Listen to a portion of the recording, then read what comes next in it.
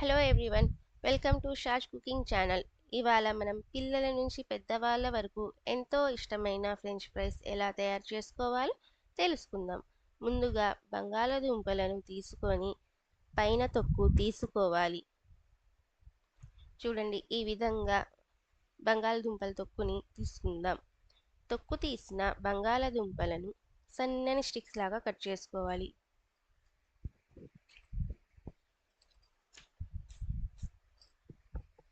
చూడండి, ఈ విధంగా స్టిక్స్ లాగా కట్ చేసుకుందాం.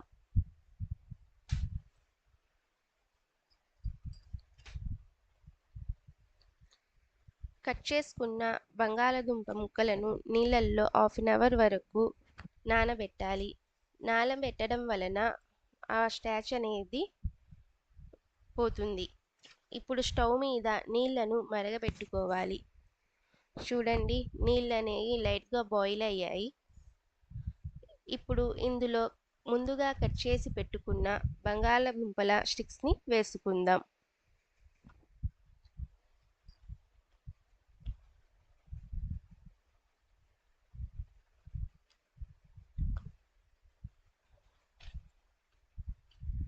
ఈ బంగాళదుంపలు నీళ్ళల్లో 5 to 6 minutes వరకు ఉడకపెట్టి తీసి పూర్తిగా చల్లనివ్వాలి. చూడండి, ఈ ఉడికాయి. ఇప్పుడు వీటిని తీసుకొని క్లాత్ మీద వేసి ఆ బంగాళదుంపల మీద ఉండే తేమను మొత్తం పోయేంత వరకు క్లాత్తో ఇలా చేసుకోవాలి.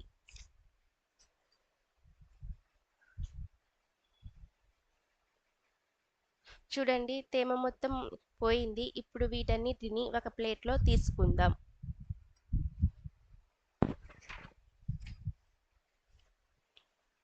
ఇప్పుడు ఈ బంగాళదుంపల స్టిక్స్ క్రిస్పీగా రావాలంటే 2 to 3 స్పూన్స్ వరకు కార్న్ఫ్లోర్ చల్లుకొని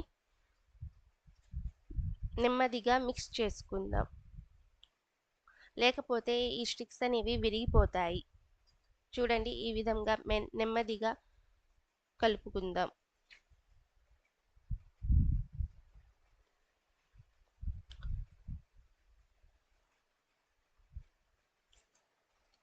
ఇప్పుడు ప్యాన్లో ఆయిల్ వేడి చేసుకొని అందులో ఈ ఫ్రెంచ్ ఫ్రైస్ని వేసుకొని వేడి చేసుకుందాం. ఫ్లేమ్ అనేది మీడియం ఫ్లేమ్ వరకు ఉంచి ఇవి గోల్డెన్ కలర్ వచ్చేంత వరకు వేయించుకుందాం.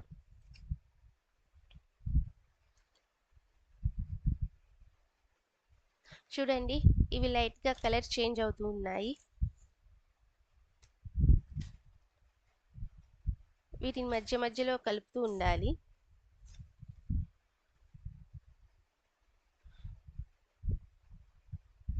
చూడండి, ఇవి పూర్తిగా కలర్ చేంజ్ అయ్యాయి, గోల్డెన్ కలర్లో వచ్చాయి.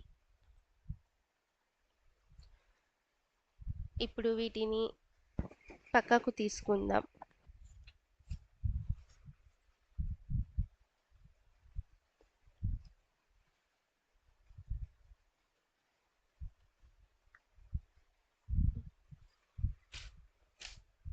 ఇదే విధంగా మిగిలిన ఫ్రైస్ని కూడా వేసి గోల్డెన్ కలర్ వచ్చేంత వరకు వేయించుకుందాం.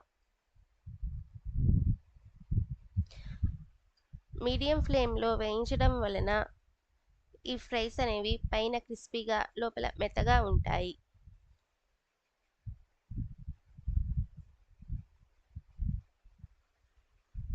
వీటిని కూడా పక్కన తీసుకుందాం. ఈ ఫ్రైస్ మీద ఉప్పు, స్పైసీ కోసం కారం చల్లుకొని తింటే ఎంతో రుచిగా ఉండిద్ది.